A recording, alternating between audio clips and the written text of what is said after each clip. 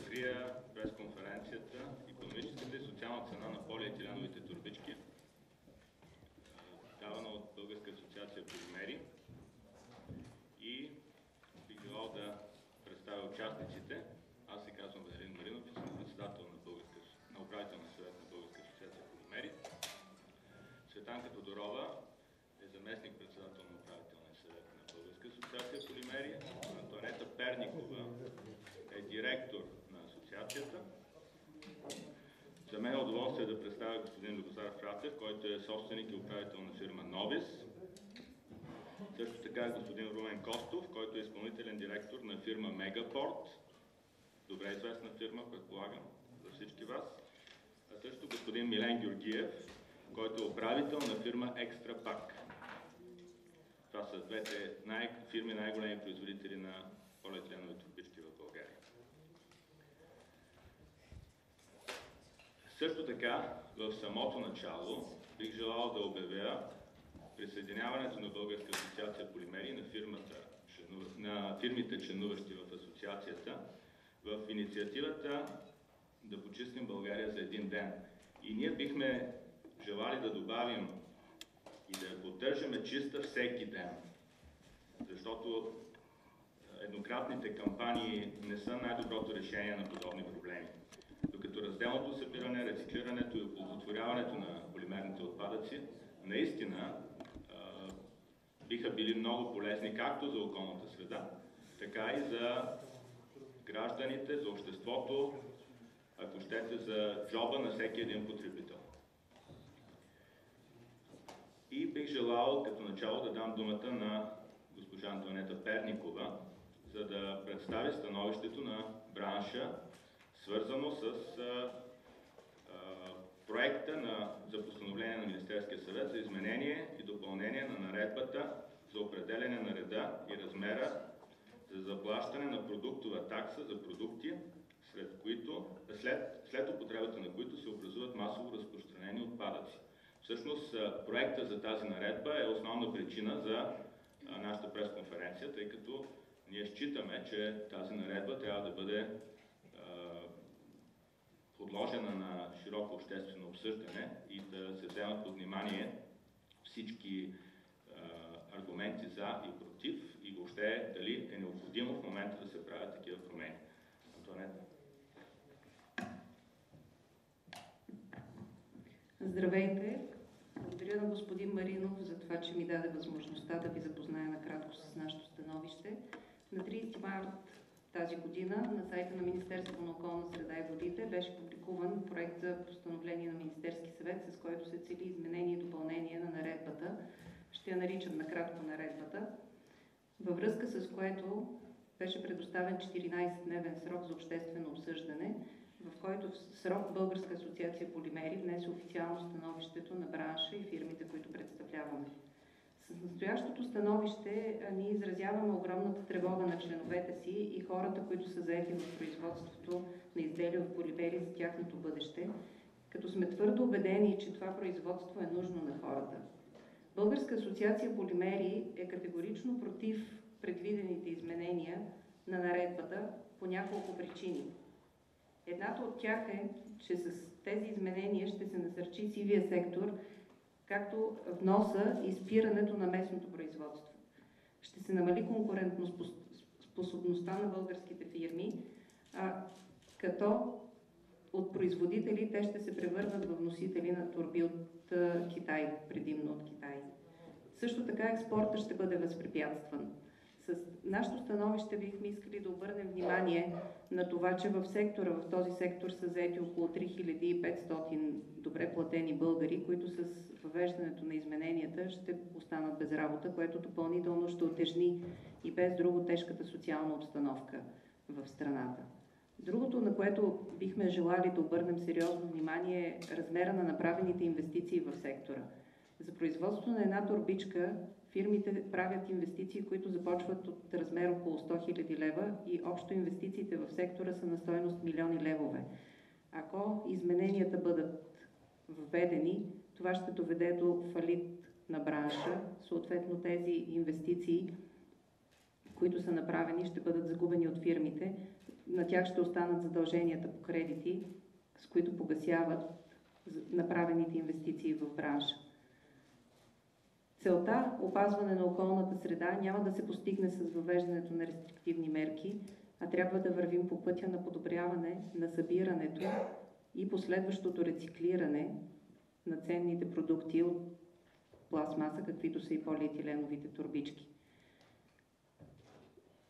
Отправяме конкретни предложения към Министерството на околна среда и водите, а именно да се изчака достатъчен срок, за да се видят какъв ще е ефекта от въведената през октомври 2010 година такса върху най-тънките полимерни торбички, тъй като, както съобщихме и на предишни пресконференции и продължаваме да информираме, след въвеждането на измененията, потреблението на тези торбички драстично спадна. Общият спад в бранша е около 70%, така че при по-дълъг период на действие на тези мерки се очаква тоталното елиминиране от нерегламентираните сметища на най-тънки полимерни торбички, които се смятат за основния замърсител. Предлагаме да се проведе една конструктивна среща между бизнеса, Министерство на околна среда и водите, Министерство на икономиката и Министерство на труда и социалната политика, на която да може да се обсъдят подробно мерките, които предлагаме, както и възможностите за разрешаване на този проблем, без да е необходимо да се съсипва цял един бранш от добре работеща икономика в страната. Благодаря ви.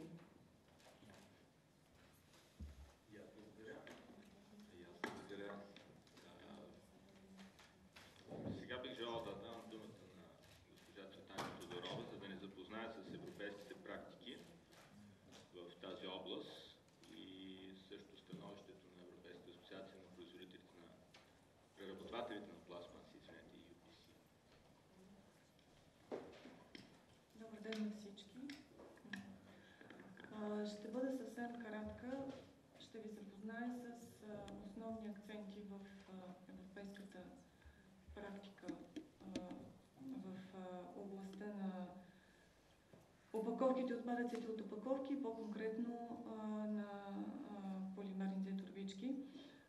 Аз също бих искала да изразя становище, че сме изненадани от публикувания проект за постановление на Министерски съвет за изменение на наредбата.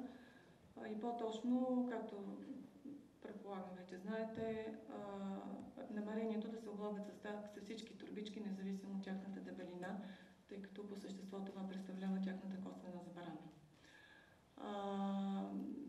Изненадани сме от краткия срок, в който се предвиждат нови изменения, тъй като това противоречи на европейската практика.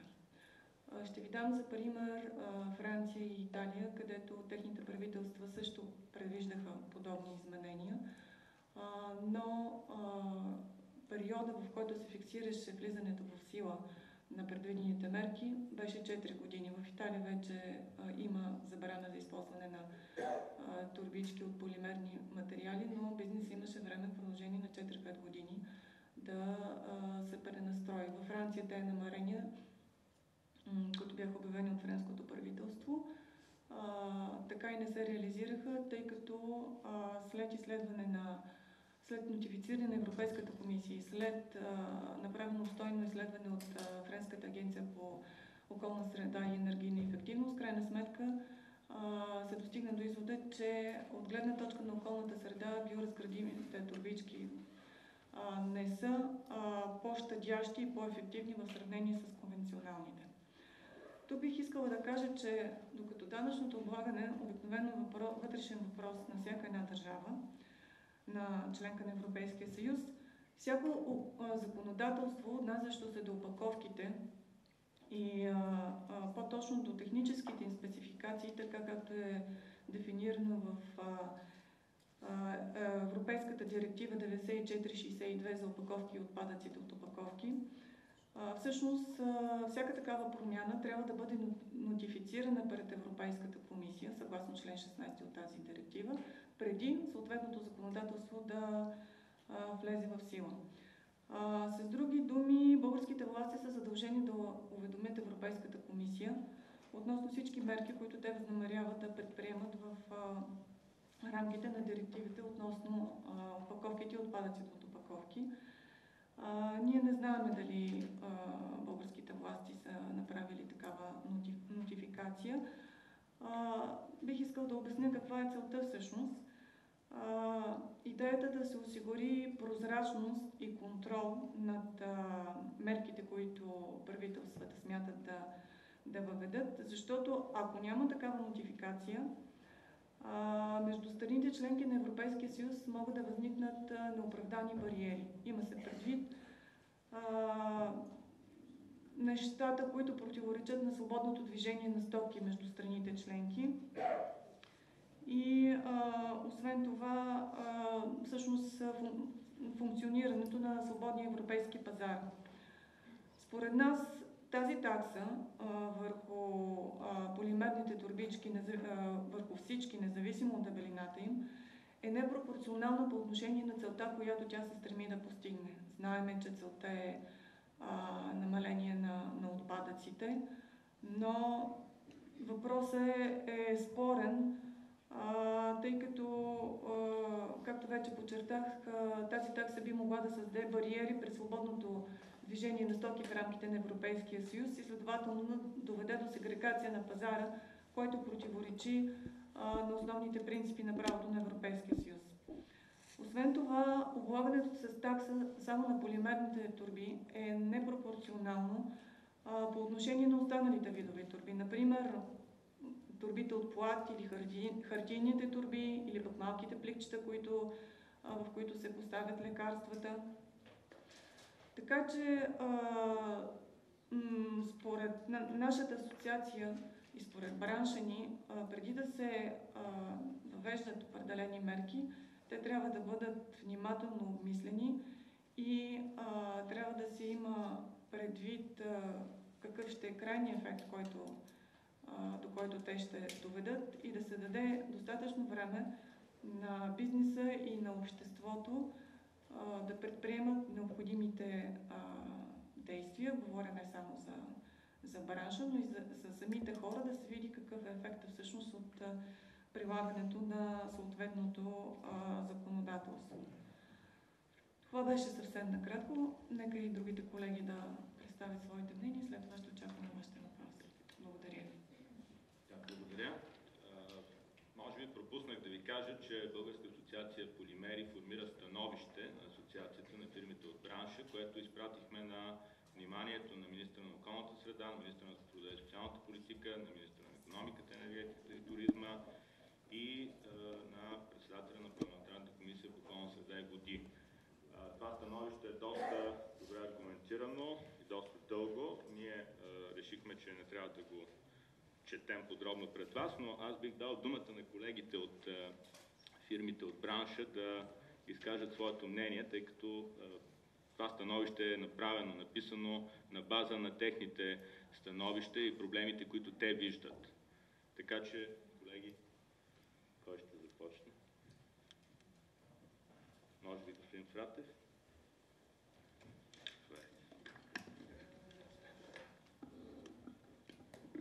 Благодаря. Здравейте от мен.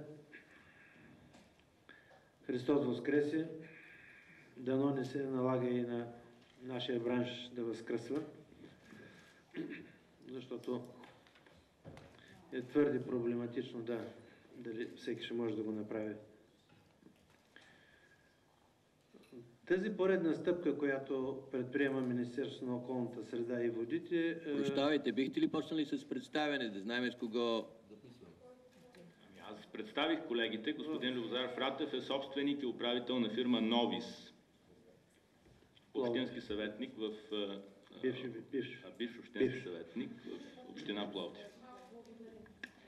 Любозар Фратев. Любозар Фратев.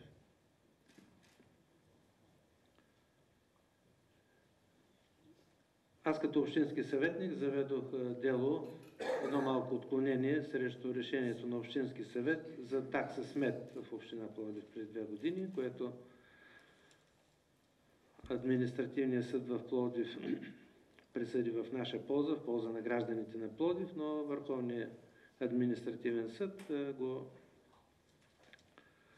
върна поради липса на правен интерес, представете си.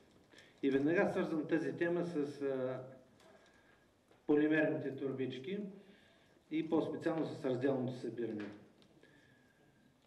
Ние трябва да вървим по пътя на кардинално решаване на проблема с замърсяването на околната среда, а не с такива мерки, които са с твърде съмнителен ефект. Ако ние, както цивилизованите държави в Европа и света, създадем една система за разделно събиране и оползотворяваме след това ценните природни ресурси, не само, че ще запазим природата от околната среда, както аз често обичам да се шегувам, но и ще използваме многократно тези природни ценни ресурси. Защото замяната на полимерните пластмасовите турбички с хартиени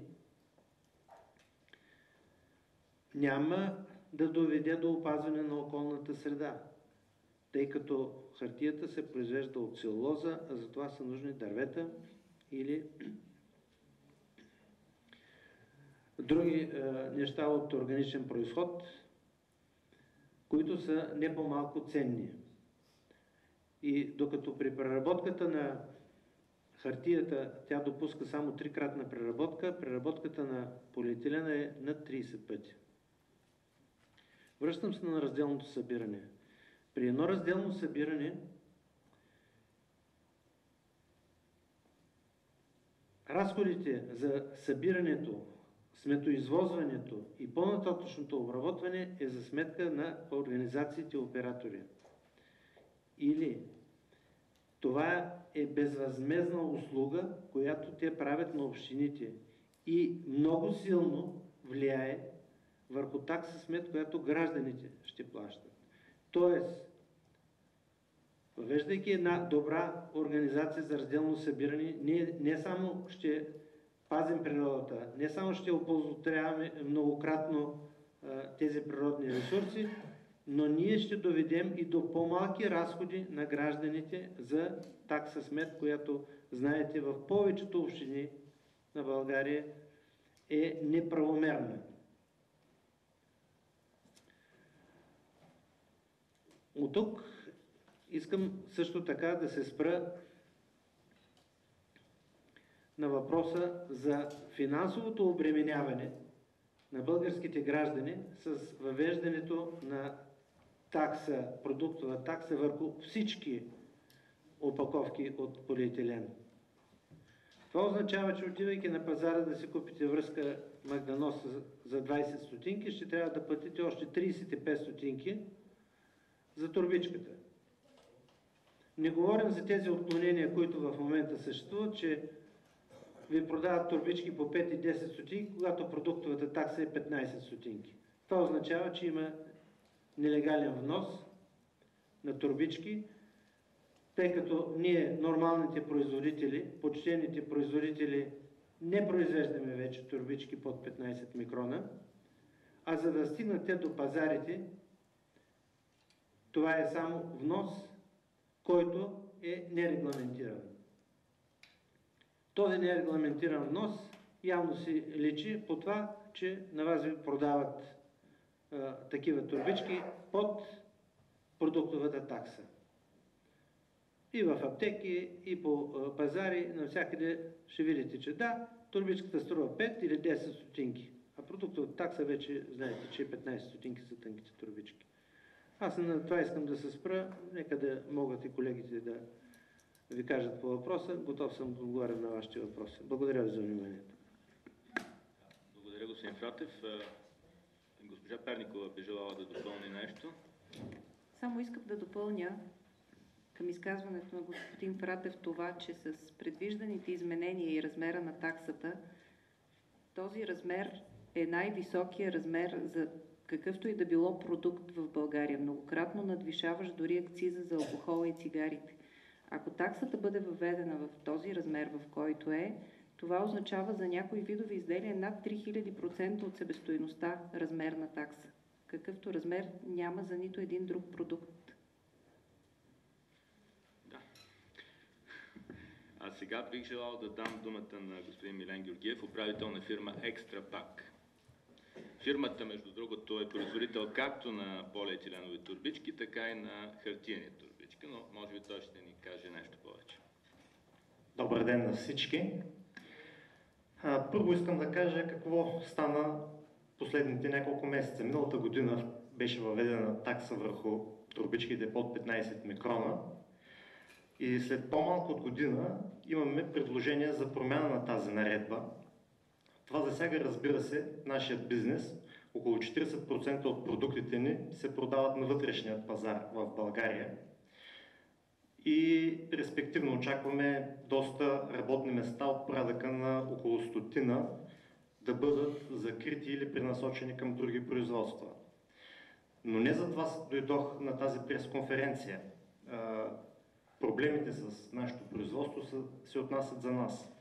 По-големият проблем е, че аз смятам, че проекта за изменение на тази наредба е неефективен и няма да свърши предназначението си. Той е, на две думи, какво казва? Турбичката ще я направим на акцизния продукт в България и да видим дали ще има турбички разхвърлени. Ще има. Защо? Първо, черен пазар. Системата, която се предлага за събирането на тази такса, е една от най-слабите, сравнена с системите за събиране на акцизи, където има акцизни складове, бандероли и така нататък, а в същото време тя е по-висока като процент от акцизите, които са за другите продукти. Някой смята ли, че няма да има черен пазар, който и в момента го има? Това е първото нещо. Второто нещо е заместимост. Има възможност да бъдат заместени полиетиленовите турбички с други продукти. Може би мнозина от вас си изхвърлят боклука в полиетиленовата турбичка, с която си купуват продуктите от магазина. При положение, че няма да си купите полиетиленова турбичка от магазина, ще си ги изхвърляте в полиетиленов чувал. То е аналог като себестойност и като здравина, с тази разлика, че е по-неудобен за носене и всъщност ще влезе този полиетиленов чувал на сметището, а не полиетиленовата турбичка. Разлика почти няма. Също така, възможно е да се появят турбички, както стана на зеленчуците, щандовете за зеленчуци в супермаркетите, без дръжки. Ще си носят хората в пликове без дръжки. Може дори да си ги снабдяват и извън България. Свободно е ходенето в всички европейски страни. Те са достъпни тези пликове навсякъде. Така, алтернативата хартиени турбички. Тя така доста се предлага от хора с екологични възгледи, но напоследък някои изследвания показаха, че те не са толкова екологични, колкото всъщност претендират да бъдат, защото само за транспорта на хартията, понеже в България не се произвежда хартия за турбички и логистиката на самите хартиени турбички до магазините, изгаря такова гориво, което е достатъчно да се произведе една полиетиленова турбичка, т.е. наместо да имаме полиетиленова турбичка, ще имаме хартиена плюс гориво отишло в атмосферата. Така. Другото нещо, което е, че самата наредба ще промени конкурентните предимства на България, на българските производители. Никой не може да бъде фирма водеща в своя бранш, ако браншът ти е потиснат в собствената й страна. Както ви казах, около 60% от нашето производство е за експорт.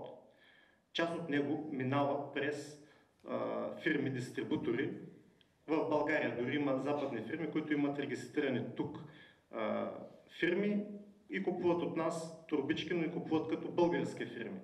При тази наредба ние трябва да инвестираме още, примерно в производството, колкото ни е било до сега, още 10 пъти по толкова, за да можем да им продадем същото количество торбички. И съответно те трябва да ни ги платят на 10 пъти по-висока цена и след това да, не знам, по някакъв начин да си възстановят тази такса от Екоминистерството. Сами разбирате, че те няма да го направят това нещо и ще предпочитат да купуват от други доставчици, каквито напоследък набират скорост в съседна Румъния. Като цяло смятам, че наредбата няма да постигне очакваният резултат, както не постигна, може би, до момента видим предишната. Проблемът е, че трябва по-дълго време да работи наредбата, която ограничаваше под 15 микроновите турбички, за да видим наистина какъв е резултата. При нас производството на тези изделия, говоря за турбичките тип потник, разбира се, не прекратихме изцяло под 15 микроновото производство, спадна с около 35%. И то беше предназначено предимно за българският пазар. Следствие на това, на българският пазар отчитаме съществен спад. Така, другото в наредбата се предлага се освобождаване от такса на торбички, които са произведени от материал, сертифициран по ЕН 13432. Това е един стандарт за компостиране. Това е изключително странно, при положение, че в България няма индустриално компостиране. Няма инсталации за индустриално компостиране. Индустриалното компостиране се различава твърде много от битовото компостиране и реално тези турбички са толкова неразградими в български условия, колкото и обикновените полиетиленови. Това не виждам какво е основанието за това нещо. Според мен проблемите са други. В България има проблем с събирането на отпадъците и той е видим. Вчера БТА оповести един доклад на Европейската комисия по отпадъците, в който се казват различни неща. Това, което излезе в медиите вчера, беше, че докладът визира прекомерната употреба на найлонови опаковки в България. Аз прочетох доклада и не видях такова нещо. Напротив, други неща се коментират в този доклад. В доклада се коментира това, че в България е единствената страна в Европейския съюз, която има само методът сметища за събиране на отпадъците и липсват другите методи: изгаряне, компостиране и рециклиране. Това е на 35-та страница от доклада, може да се види как България е единствената страна с само лендфил, пълнене на земята с отпадъци. И това пълнене става по начин, по който е проблемният всъщност.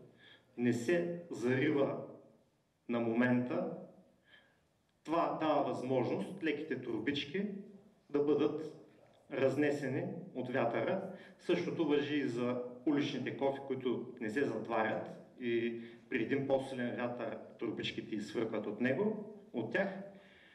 И третото е културата, която така при нас не е достатъчно развита и има някои граждани, които си изхвърлят турбичките въобще не в кофите за сметосъбиране. Това са реалните проблеми, според мен. Турбичките не са забранени никъде. Казахме за Италия, но това не е вярно. Вчера един мой приятел се върна от Рим и ми донесе италиански сирена в полиетиленови турбички, 100% полиетиленови на пазара в Рим. Същото важи и за останалите държави, защото ние изнасяме за абсолютно всички държави от Европейския съюз. Няма страна, за която нямаме експорт. Дори и малък имаме за всяка. Няма такива ограничения, каквито може да прочетете по някои сайтове, но винаги проверявайте източниците си. Това е от мен. Благодаря на господин Георгиев. Наистина той сподели доста интересни неща. Да. Пропуснах нещо, това го бях оставил за най-накрая. Погледнете тази турбичка. Тази турбичка по принцип в западните страни се рекламира като супер екологична, защото тя заменя много еднократни употреби и така нататък. Върху тази турбичка, съгласно новата наредба, също има продуктова такса и то много по-голяма, отколкото на една, примерно, такава бутилка. Това нещо, таксата е от до година 35, по до година 45 стотинки. Това нещо го няма никъде по света и е на път да влезе в България. Да, за съжаление. А сега... Тази турбичка е от нетакан полипропилен. Тоест отново полимер. Както вероятно и повечето дамски чанти, които не са от естествена кожа. Полимерите общо взето са навсякъде. И накрая бих желал да дам думата на господин Румен Костов, който е изпълнителен директор на фирма Мегапорт. Тя е другия много голям производител на турбички в България, а също е една от фирмите, които имат най-големи мощности за рециклиране на полимери. Благодаря. Добър ден на всички. Дружеството Мегапорт е създадено през 1992 година. Развива се доста бързо и към момента разполага с 2 завода за производство на опаковки от полимери и кополимери и един трети завод за рециклиране с мощност от над 1000 тона, месечен капацитет над 1000 тона. В предприятието работят над 550 човека и за това, разбира се, ръководството си има съответната загриженост по повод промените в законодателството, които на практика не стимулират производството, а имат рестриктивен характер. Аз бих се спрял съвсем накратко на проблема по линията събиране, рециклиране и производство на продукти от полимери, тъй като за нас като ръководство ние защитаваме становището, че видимия проблем, разпилените турбички, които всички от нас сме срещали около сметищата и по улиците и в градинките, са само върха на айсберга. Те са видимата част. И решаването на проблема с неприсъствието им на нерегламентирани места не минава през административни ограничения, тъй като това е свързано с намаляване на производство, закриване на работни места и доста сериозен антисоциален ефект. За нас усилията на държавата и на общините трябва да бъдат насочени към разделно събиране, за което ние вече имаме достатъчно мощности за рециклиране, тъй като, както спомена колегата, полиетилена дава възможност да бъде рециклиран над 30 пъти. Наскоро имахме запитване даже от една голяма немска верига за над 16 милиона бяха турбички, но те държат да са сертифицирани, че са от 100% рециклиран материал. Тоест, хората създават стимули в това отношение и държавите, които по една или друга причина ние наричаме нормални. Не би трябвало при нас да се върви срещу икономиката и срещу производството, и срещу един отделен бранш, тъй като производството на подобни продукти е свързано с съответната работна ръка, с съответните инвестиции и то се създава натрупването и на ноу-хау, и на възможности за това производство се създава дълги години, за да ни бъде безразлично, че из един път с една административна мярка ще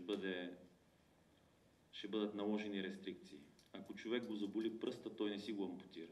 търси някакъв начин да го лекува. Благодаря ви за вниманието. Постарах се да съм кратък, за да остане повече време за въпроси. Мисля, че достатъчно говорих. Да, благодаря ви. Благодаря ви, господин Костов. И може би последно, преди да дам думата за въпроси, госпожа Перникова желая нещо да добави. Да, искам да добавя, че има въведени изисквания за рециклиране в Националната програма за управление на отпадъците, в която програма са заложени проценти за рециклиране, нарастващи в следващите години, и такъв ангажимент страната ни е поела като член на Европейския съюз. С въвеждането на тези изменения и спирането производството на изделия от полимери, ние няма да можем да достигнем целите за рециклиране, които страната ни е заложила, и поради това ще търпим отново санкции от Европейския съюз. Няма как да постигнем целите за рециклиране, когато спираме производството на продукт, който може да бъде рециклиран, или който продукт вместо да бъде рециклиран се депонира на сметищата, където не му е мястото. Благодаря. Да, благодаря. А сега давам думата за въпроси. Заповядайте. Биляна Гавазова, BTV. Първо, да не ми стана ясно, в смисъл вие говорите за ефектите от наредбата, не можах да разбера лично аз какво точно казва тази наредба и какъв е размера на тази продуктова такса, която ще се наложи върху всички турбички. 10, 15, 20 стотинки, различен ли, еднакъв ли и така нататък. Има ли други европейски държави, в които няма въведени такива такси, защото очевидно казахме, че не е забранено производството, но въвеждането на такива такси според мен го има в много европейски държави. И бихте ли казали точно какъв е процент, т.е. какъв е спада в потреблението на тези най-тънките полимерни турбички, тъй като бяха споменати две числа, 70% спад и 35% спад. Последно колко е? И ако има такъв спад, това не означава ли, че тези мерки работят? Т.е. вървим в правилна посока. И бранша не знае ли от години наред за това, че такива мерки и такива промени ще станат факт? В смисъл, Министерството на екологията говори от години за това.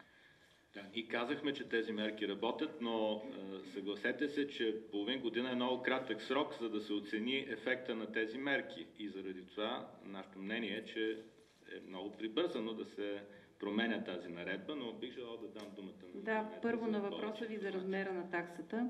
Размера на таксата е определен в сега действащата наредба. С измененията се цели само увеличаване на размера. До сега се облагат турбичките с дебелина от 15 микрона, с измененията се предвижда да се облагат всички турбички, без оглед на тяхната дебелина и размер. Размера на таксата в момента е 35 стотинки, 2013 година 45 стотинки, 2014 година 55 стотинки, ако в последствие Министерството на околната среда и водите не реши да измени този размер, но към момента това са действащите размери, с които се предвижда да се облагат всички турбички. Подчертавам, без оглед на това за многократна употреба ли са, каква е тяхната дебелина и какъв е техния размер. Относно европейската практика, размера на турбичките, такъв какъвто е в България, е най-рестриктивният от всички страни в Съюза.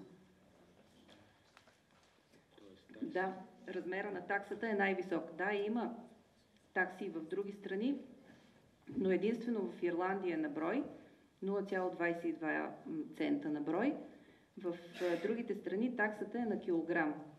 И такъв размер, какъвто се предвижда, тези, които числа ви цитирах, 45 и 55 стотинки, няма в нито една друга европейска страна. Да, и общо взето в Ирландия, когато беше въведена тази такса, тя не удари местната индустрия, тъй като така или иначе тези турбички се внасяха от далечния изток. Имаше въпрос в дъното.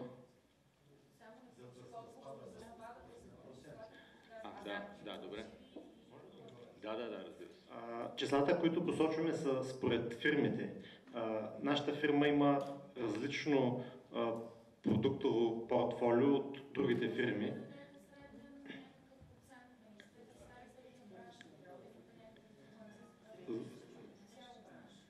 Да, добре. Ще кажа колежка.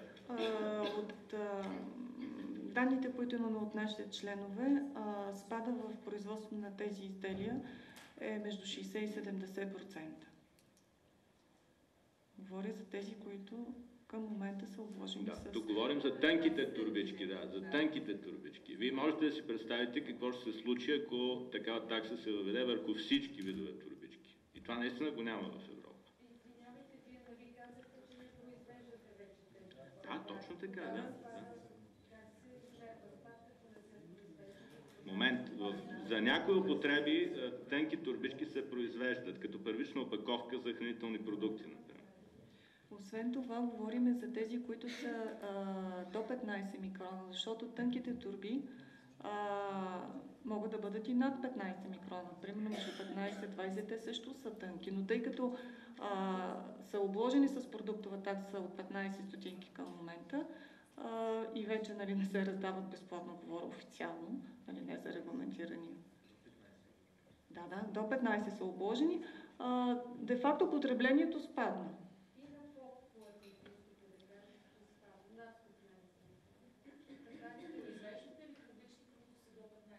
Не, българските фирми не произвеждат турбички до 15 микрона. Само да поясна, че става въпрос за спад в турбички, които имат същите функции и същия размер, но вече се правят по-дебели. Консумацията спадна. Да, понеже са наложили такса върху до 15 микрона турбички, вие сте почнали да произвеждате повече на турбички с по-голяма дебелина. Така ли? Правилно ли виждате? Да, но като цяло спадна тяхното количество, защото те са по-скъпи и магазините ги продават вместо да ги подаряват и това намали потреблението. Това е. Тънките турбички, търговците имаха възможността да ги купуват на много ниски цени и да ги подаряват. Дебелите ги купуват и ги продават. Същия размер, само че от друга дебелина вече за този обем говорим на производство и на продажа. Да, други въпроси? Да, заповядайте. Десислава Томева, TV+. Искам да ви попитам как ще коментирате доклада на Европейската комисия, който излезе, ако не се лъжа, тези дни или днес дори, според който се казва, че България изключително изостава с рециклирането, а относно турбичките ние ползваме около 260 годишно на човек, един германец само 60. Тоест, ние при всички положения трябва да се съобразяваме с европейските нормативи, така че те надали ще направят компромис точно за българския бранш и за тези 3500 заети. Ами, аз мисля, че Милен говори по този въпрос вече, за съдържанието на този доклад. Нали? В доклада не видях, всъщност може да говорим за различни доклади. Аз четох на Европейската комисия по отпадъци. Доклада, който излезе на 10, е излязъл на 10 април. Вчера беше огласен така в нашите медии, но има разминаване между това, което беше огласено и това, което пише в него. Аз проверих на всички срещания на думата турбичка и на всички срещания на думата България какво пише. И той е така иначе обемен доклад. В него пише, че България е единствената страна с най-ниска такса за лендфил, за изхвърляне на отпадъците в земята, в сметищата. Второ пишеше, че България е единствената, която няма никакви други, освен този метод за край на живота на отпадъците.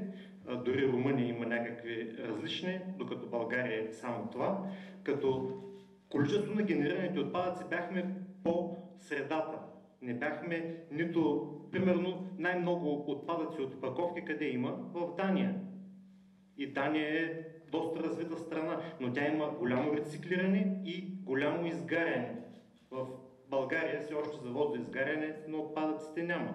А има пластмаси, не говоря за турбичките, те са от един и същи полимер предимно, но има такива, които са комбинирани полимери, които не могат да се рециклират, те трябва да се изгарят. Тук бих искала само да допълня във връзка с доклада, че данните отразяват това, че проблем с турбичките има в страни, които по принцип имат проблеми с управлението на отпадъците и с сметосъбирането. В страни като Германия, Франция нито имат проблеми с замърсяването, нито пък има екотакса върху турбичките. Да, за съжаление е така. В развитите страни подобен вид отпадъци се оползотворяват било чрез рециклиране, било чрез изгаряне, но те са в крайна сметка ценна суровина, която богатите нации оценяват и не пилеят, за разлика от други.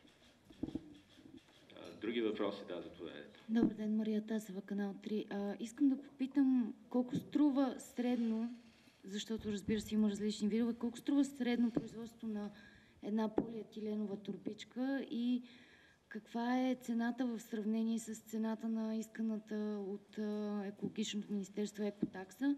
И вторият ми въпрос е, вие склонни ли сте на някакво средно решение? Доколкото разбирам, вие така искате поне 4-5 години отсрочка, ами да кажем 2 или 3 години, в които да можете така да се пренастроите, защото доколкото разбирам този проект за наредба искат да го въведат едва ли не веднага. Някакъв компромисен вариант, нали, при евентуална среща, склонни ли сте да приемете? Да, наредбата всъщност действа, в случая става въпрос за промяна в наредбата. Аз бих дал думата на господин Фратев. Да, благодаря. Цената на една полиетиленова турбичка е от порядъка на 1 стотинка. Говорим за тънки турбички под 15 микрона. И аз тук искам малко назад да се върна, за да бъдем разбрани, защото и вие, пък и вашите слушатели и читатели, нали, имат друга база информационна. Допреди 5, да не кажа 10 години, вие сте свидетели, че в България се продаваха дебели турби, найлонови, както казват, или полиетиленови турби. Те бяха с дебелина над 50 микрона. Техническият прогрес направи възможно да се работи вече с полиетилен от порядъка на 5, 7, 10 микрона. Тоест, от 5 до 10 пъти се намали материала, съответно себестойността.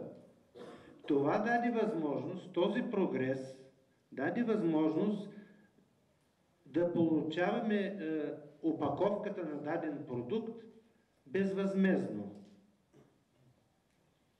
Сега, когато трябва да се произвеждат по-дебели турбички, вместо да организираме събирането и оползотворяването на този ценен продукт, нали, ние въвеждаме такси, отиваме на едни по-дебели, на едни по-големи дебелини, т.е. връщаме се назад, загърбваме това, което прогреса ни е дал възможност, нали, и по този начин си увеличаваме разходите.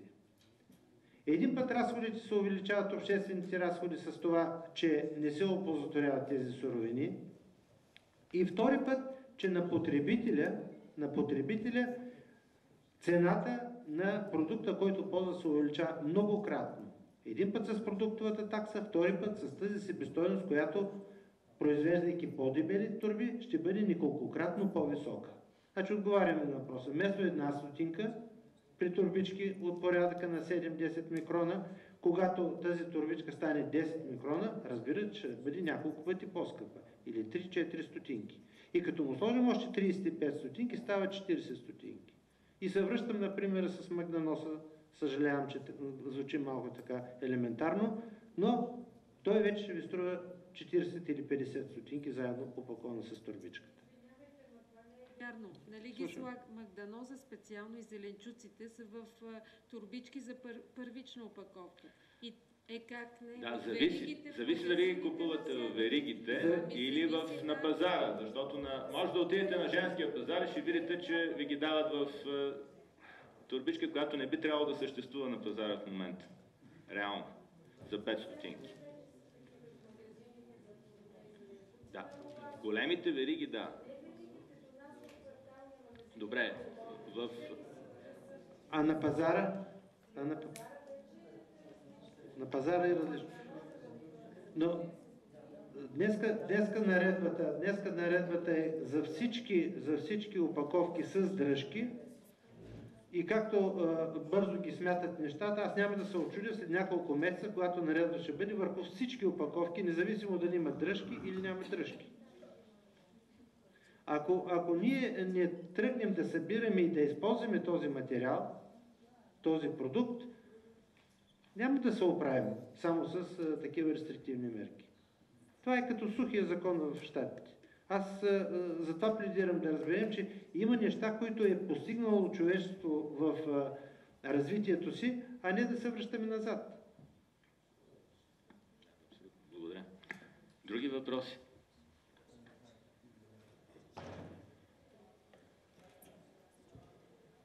Имаме още 10 минути, така че...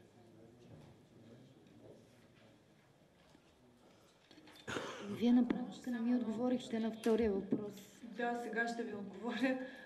Относно нашата позиция, не случайно в становището, което сме изпратили до Министерството на околната среда и водите, до Министерството на икономиката, до Министерството на труда и социалните грижи, ние искаме в един действително конструктивен диалог да се намери най-доброто решение на проблема. И също така искам да спомена, че тъй като на европейско ниво също се работи по тази тема, може би е добре все пак да се изчака да се види какво ще вземе като решение на европейско ниво, преди ние да сме по-правени от папата. Да, благодаря. Понеже се завъртяха тук някакви 5, 7, 10, 15, 20, 50 на микрона, в смисъл не сме специалисти, малко ни идва в повече това. Ако може да го обясните елементарно, отиваме в магазина, купуваме си продукти, не става въпрос за зеленчуците, които действително колежката каза, големите търговски вериги са в такива обикновени турбички без дръжки. Става въпрос за турбичките, които ползваме при покупка на каквито да било продукти, не само в търговските вериги, и в кварталните магазини по пазарите. За тях в момента каква такса плащаме и те от колко микрона са. И всъщност, действително, излезе ли се от пазара тези най-тънките, за които до сега говорим, и за тях ли става въпрос, че има 70%? Свати ли по принцип за всички найлонови турбички, които в момента са на пазара, отчитате такъв голям спад в потреблението? Може ли аз да ви отговоря? Сега, турбичките са различни видове. Тип потник, нали, по аналогия с бельото, са така най-масово разпространените и те всъщност предизвикват така най-голямо визуално замърсяване, защото са леки и се разнасят от вятъра. Съгласно наредбата, която влезе миналата година от 1 октомври в сила, тези, които са под 15, за тези, които са под 15 микрона, производителите плащат определена такса. Само че всички производители просто спряха да произвеждат под 15 микрона. Но като цяло производството на турбички тип потник се намали, защото се произвеждат само над 15 микрона, те са по-скъпи и магазините ги продават вместо да ги подаряват, и това доведе до различно в различните фирми спад в тяхното производство. Да, само да уточня, таксата първоначално беше 15 стотинки, а от началото на тази година е 35 стотинки. Тоест, това е таксата само. Плюс себестойността, цената и така. Която би трябвало да плаща... Но реално никой не плаща, защото всички произвеждат над 15 микрона. Сега, окей, в момента се променя наредбата, така че тя да обхваща абсолютно всички турбички, в това число и тази, която ви показах. Сега, в момента наредбата ще обхваща и турбичките на Била, на Метро и така нататък, на веригите, и практически всички полиетиленови или полипропиленови или полимерни турбички, които имат дръжки. Така, при това положение какво ще стане? Много ясно, турбичките ще станат без дръжки, защото не сте ли съгласни? Аз така предполагам, но помислете логично какво ще стане. Защото всеки ще предпочете. В Дания е имало такова нещо, преди години са ми разказвали клиенти от Дания, как в магазините са монтирали за пробиване на дръжки. Апаратче за пробиване на дръжки. И всъщност купуваш се чувалче, примерно за смет, щрак на перфоратора и получаваш турбичка с дръжки. Това, нали, ще стане. Добре, тогава ще въведат такса и за турбичките без дръжки. Тогава вече, нали, вероятно търпението на консуматорите ще прелее, защото ще трябва наистина тогава да плащат и за всяка една тяхна покупка. Вече съвременният начин на пазаруване е доста различен от този, който беше преди 20 години. Сега хората пазаруват по-нарядко, но повече неща наведнъж и са необходими повече опаковки, защото не могат всички продукти да се смесят.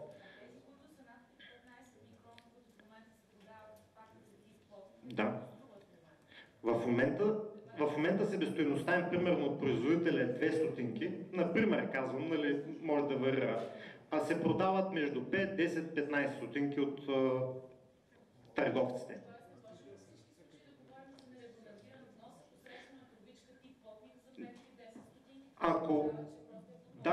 Но ако тя е под 15 микрона, със сигурност можем да говорим за нерегламентиран внос. Проблема е, че на пръв поглед не е толкова лесно да се определи дебелината на една турбичка. Така, това е още нещо. Наредба без система за контрол. Миналата наредба влезе без предварително да има някаква яснота как ще се контролира дебелината на турбичките. В момента се приеха някакви методи, които, нали, са относително точни, тегловни методи, ако ви говори, нали, нещо.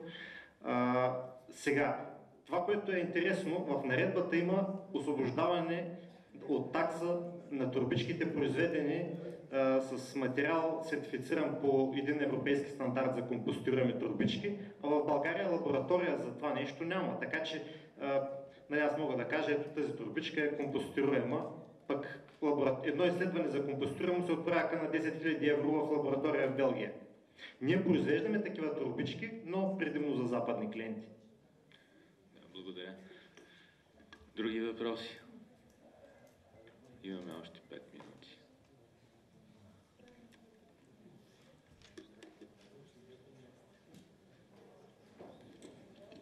Да. 24 часа. Антоанета предлага да се запозная с списъка на страните, в които няма въобще такава на въпроса ви като допълнение в кои страни в Европейския съюз са наложени такси, аз ще ви изброя страните, в които няма. Вие ще видите, че това са преобладаващата част от страните, като в това число ще съобщя и Турция, въпреки че към момента все още не е член на Европейския съюз.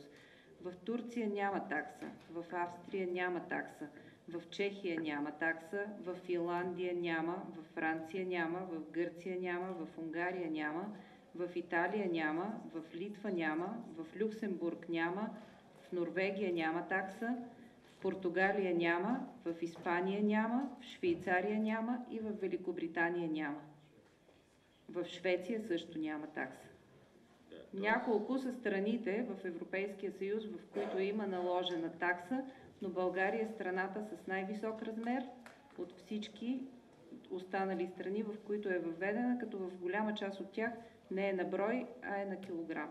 И сватка за потреблението на глава от населението за същите тези страни на нейлонови турбички, за да видите какво е съотношението в процента ползване на турбички и процент такса или размер на цена. Да, в медийното пространство се тиражират едни цифри, които обаче са произволни относно това какво е потреблението в България и какво е потреблението в страните от Европейския съюз. Искам да подчертая, че потреблението в България на този тип продукти не се различава от потреблението в развитите страни, които ви цитирах, че няма такса. Там не се налага въвеждането на такава такса, защото техните системи за събиране на отпадъците и за рециклирането в Германия се рециклират около 80% от отпадъците. В България рециклирането е почти 0. От тук идва проблема с замърсяването не от броя на турбичките, които се потребяват на глава от населението. Както и във всички останали развити европейски страни, процента на рециклиране е много висок и там въпросът за това дали да бъде въвеждана такса и да бъде ограничавана употребата на един продукт въобще не стои за обсъждане. Благодаря. И ако няма други въпроси, закривам пресконференцията. Благодаря ви за участието и се надявам на бъдещо сътрудничество.